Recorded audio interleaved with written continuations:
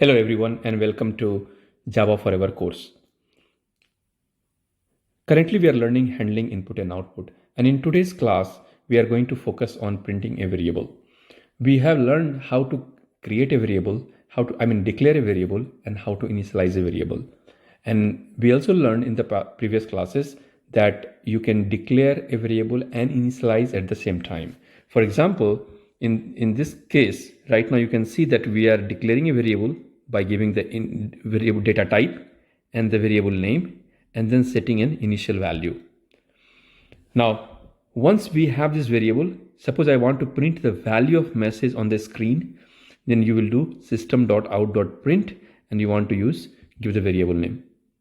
And this way, whatever is the current value set in the previous statement of the variable message will be printed, is the value that is printed.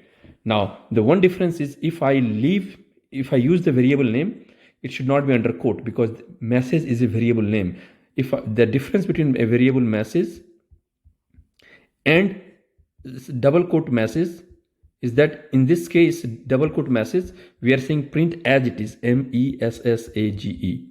But in this case, when I say print this value, I am saying print the value of message. Whoever lives inside the room, in the room message, in the memory, print that value. That value right now is hello world.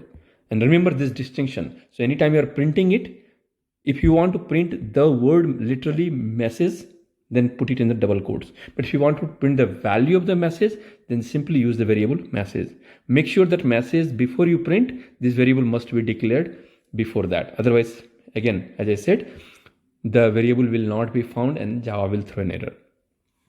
That's all in this class.